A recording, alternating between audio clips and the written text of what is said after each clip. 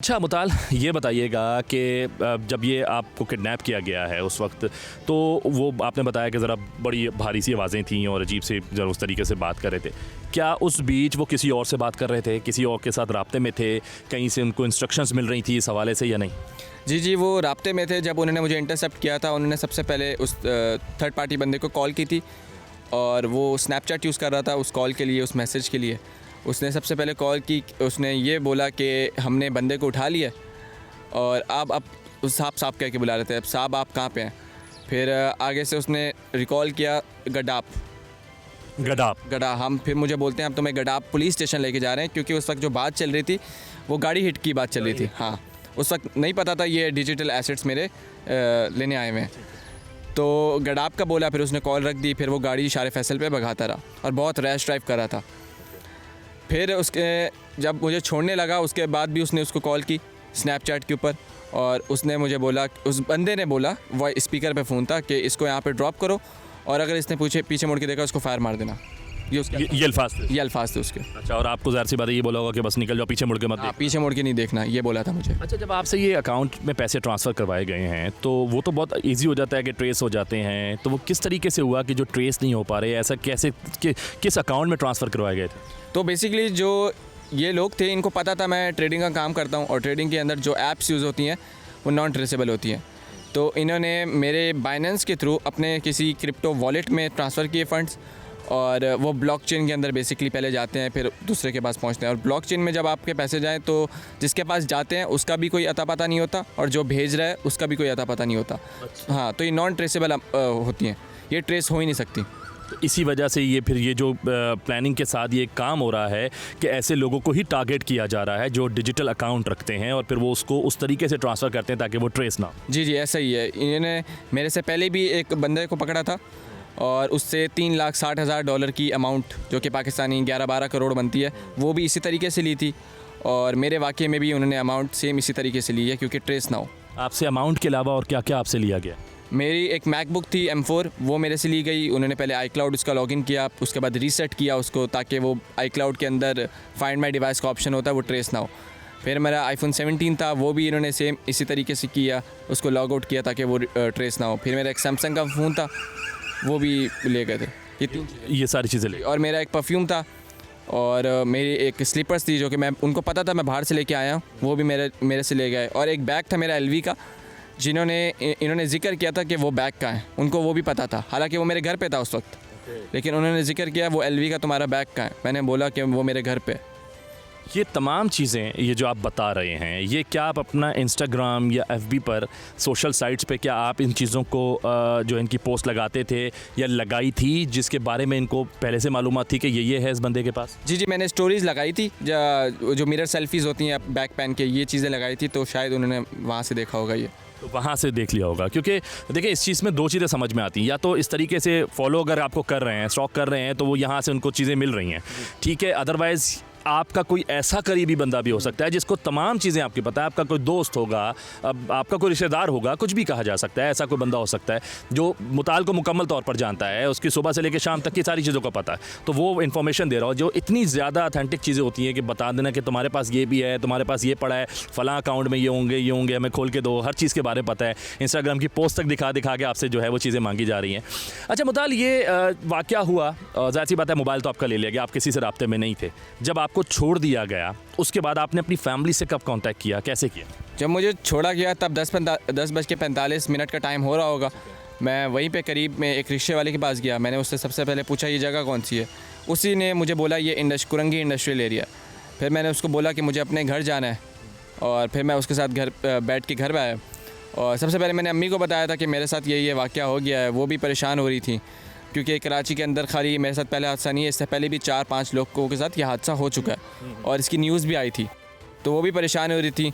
और फिर अब्बू को बताया। फिर रात को हम 2-2:30 बजे का टाइम था, हम पुलिस स्टेशन गए जो कि एयरपोर्ट के करीब था, वहाँ पे उन्होंने हमारी FIR की। अच्छा, सबसे पहले ज़ाहिर सी बात, आप जब ये वाक़या हुआ घर आ गए, आपने बताया पुलिस वालों के पास चले गए, पुलिस ने कैसा रिएक्ट किया, ताउन किया, या जिस तरह हमारे यहाँ एक होता है नॉर्मली वो इन चीज़ों को इतना ज़्यादा नहीं वो करते कि, और सवाल जवाब ज़्यादा करते हैं लेकिन आपकी मदद ज़्यादा नहीं करते, तो कैसा था ताउन, कैसा रहा उनका? जिस दिन हम रात को पुलिस स्टेशन गए थे, उन्होंने सबसे पहले पूछा कि हुआ क्या है। हमने उनको पूरी स्टोरीज़ बताई फिर उसके बाद SHO ने बोला कि ये जहाँ से गाड़ी आपको फॉलो कर रही थी, आप उस पुलिस स्टेशन जाना चाहिए, मतलब कि जौहर थाने। लेकिन वाक़या हुआ एयरपोर्ट के थाने के करीब, उसने ये कहा कि वो बात टाल दी। फिर नेक्स्ट डे जब ये बात मीडिया पे हाईलाइट हो गई, फिर हम गए दोबारा पुलिस स्टेशन, फिर उन्होंने FIR काटी और फिर हमारे साथ उनका जो रद्द-ओ-अमल है वो अच्छा है। वो अच्छा रहा।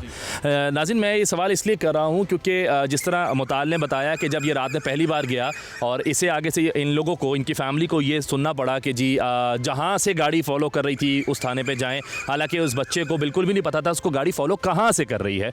और ठीक है, उन्होंने रास्ते में शायद फ़ील किया, उस कैब ड्राइवर ने फ़ील किया कि यहाँ से कहीं ना कहीं उस गाड़ी ने उनको डॉश किया होगा, कुछ किया होगा, तो पता लगा।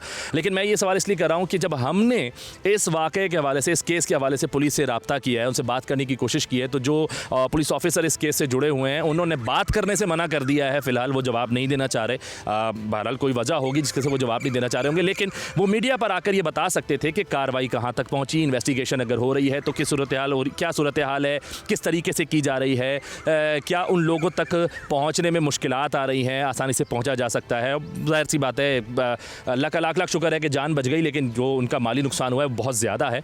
बहरहाल अच्छा मुताल, ये सब हुआ, आप घर आ गए, पुलिस स्टेशन चले गए, नेक्स्ट डे आपने बताया मीडिया पे चीज़ हाईलाइट हो गई, उसके बाद पुलिस भी जो है मुतहर्रिक हो गई और बाकी इदारे भी हो गए। अब इस वाक़े को 4-5 दिन गुजर जाने के बाद अगर मैं बात कर रहा हूँ तो फिर मुझे ये बताओ कि अब क्या सूरत हाल है, क्या जवाब आ रहे हैं, इन्वेस्टिगेशंस हो रही हैं, तो आप लोगों को कुछ सेटिस्फेक्शन है या नहीं है? जी, बार बार हमें पुलिस से भी कॉल आई थी, हम वहाँ भी गए हैं। जो एजेंसीज़ इन्वॉल्व हैं उधर से भी कॉल आई थी, हम वहाँ भी गए हैं और वो कर रहे हैं, इस पे रिसर्च कर रहे हैं और इन्वेस्टिगेशन जारी है और इंशाल्लाह अच्छा ही उनका जवाब आएगा। अच्छा, इस बीच आप लोग पुलिस की मदद कर रहे हो या पुलिस ने आपकी मदद कर रही है? यानी कि जो CCTV फुटेजेस हैं वो आप प्रोवाइड कर रहे हो या फिर पुलिस अपने तय खुद कोशिश करके इन तमाम चीज़ों को देख रही है और निकलवा रही है? नहीं, पुलिस खुद कोशिश कर रही है। उन्होंने पहले दिन ही, मतलब उसके नेक्स्ट डे वाक़े के सारी फुटेजेस निकाल ली, जहाँ से वो गाड़ी फॉलो कर रही थी और जो रखी हुई थी 19 तारीख को, वो वाली फुटेजेस हमने उनको प्रोवाइड किए हैं सोसाइटी के अंदर की। जी, जो सोसाइटी के अंदर की, और बाकी सेफ सिटी वाली साइड की तो वो पुलिस खुद निकाल रही है फुटेजेस। वो निकल आई हैं तकरीबन? आई हैं फुटेजेस जी। अच्छा मुताल, आपका जो घर का जो आपका एरिया है उससे अगर बात की जाए एयरपोर्ट जाने का तो कुछ वक्त लगता है, कुछ किलोमीटर्स का ये ट्रैवल है और इस बीच अब तो शहर कराची में जगह जगह जो है वो कैमराज हैं, लग चुके हैं। तो अगर इदारे ट्रेस करने पर आए तो शायद 2 घंटे के अंदर जो है ये गाड़ी ट्रेस हो सकती है, जिसके बारे में आप लोग बता रहे हैं। ठीक है, आप उम्मीद करते हैं कि जल्दी हो जाए ये सारी चीज़ें, इस केस का जो फैसला हो जाए। लेकिन ऐसा लग रहा है कि ये जो कैमराज हैं ये शायद सिर्फ चलान करने के लिए ना, हेलमेट ना पहना हुआ हो, सीट बेल्ट ना पहनी हो, मोबाइल यूज़ हो रहा हो। आपको क्या लगता है, दिन गुजरते जा रहे हैं, आपको भी पता, आप भी शहर के रहने वाले हो, तो ट्रेस हो तो 2 घंटे में भी हो सकता है, लेकिन अगर नहीं हो रहा तो आपको क्या लग रहा है, कुछ वजह हो सकती है या सिर्फ ये कैमरे इसी चीज़ के लिए रह गए? नहीं, फुटेजेस तो कैमरा से उन्होंने उसी दिन निकाल ली थी, उसके नेक्स्ट डे जहाँ से मैं अपने घर से निकला हूँ और वो जो एयरपोर्ट के लिए रास्ता है, उसके बाद जब मैं इंटरसेप्ट हुआ हूँ वहाँ से लेकर कुरंगी तक, फिर शार फैसल, बलोच पुल, वहाँ दर्जनों से ज़्यादा कैमराज लगे हुए हैं और मुतलका इदारे इंशाल्लाह वो फुटेजेस भी निकालेंगे, बल्कि निकाल ली और वो गाड़ी को भी जल्द ट्रेस करेंगे इंशाल्लाह। देखो, उम्मीद करते हैं, दुआ करते हैं और ये भी दुआ करते हैं कि अल्लाह ताला आइंदा इस तरह का वाक़या किसी भी शहरी के साथ, सिर्फ कराची नहीं पूरे पाकिस्तान की बात करते हैं कि कहीं भी ऐसा कोई वाक़या ना हो।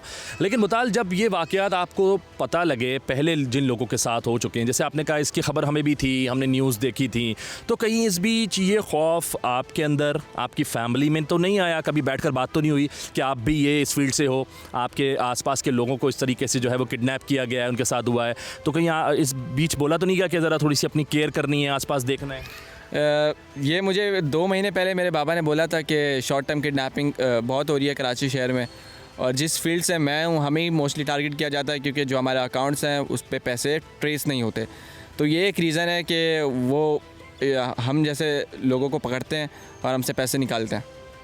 अच्छा, आपके साथ हुआ तो ज़ाहिर सी जब अपने ऊपर गुजरती है तो पता लगता है, खौफ भी होता है, घबराहट भी होती है, आइंदा के लिए भी आप ज़ाहिर सी बात है एहतियात करोगे। लेकिन मैं जानना चाहूँगा, देखें अब हम जैसे होते हैं, हम लोग कहते हैं शहर के अंदर हम अगर किसी दुकान पर कोई दुकान खोलते हैं, कोई जगह लेकर काम करते हैं, तो हमें लगता है कि शायद यही मुश्किलात हैं कि जी फ़लाँ बंदा आ जाता है और जी पैसे हैं तो कोई रिश्वत लेने आ जाता है, 100 चीज़ें हो जाती हैं। ठीक है, लेकिन अब आप ऑनलाइन काम करते हैं, आप लोगों का काम बैठ कर, घर के अंदर बैठ कर है, एक 4 दीवारी के अंदर है, सिस्टमेटिक काम है, लेकिन उसके बाद अगर इस तरीके से नुकसान हो रहा है, इस तरीके से आप लोगों के साथ हो रहा है, आपको क्या लगता है, आप क्या मैसेज देना चाहोगे अपने उन साथियों को जो ये काम कर रहे हैं, और वो लोग जो ये सोच रहे हैं इस काम करने का, उनको क्या मैसेज देना चाहोगे कि क्या ये काम अब इस शहर में, इस मुल्क में रह के हमें करना चाहिए या फिर नहीं? मैं तो यही कहना चाहूँगा कि अब जिस मोबाइल के अंदर फ़ंड्स पड़े हुए हैं वो मोबाइल घर पे रखा जाए। जब बंदा ट्रैवल करे, जो ये इस फील्ड से काम करता है, या ट्रेडिंग है या फ्रीलांसिंग है या ई-कॉमर्स है, वो जो मेन फ़ोन है वो घर पे रख के निकले और अपना दूसरा फ़ोन साथ लेके जाए, ताकि अगर लेट सपोज़, वैसे तो नहीं होना चाहिए लेकिन लेट सपोज़ अगर हो भी जाता है इन फ्यूचर, तो वो माली नुकसान ना पहुँचा सकें।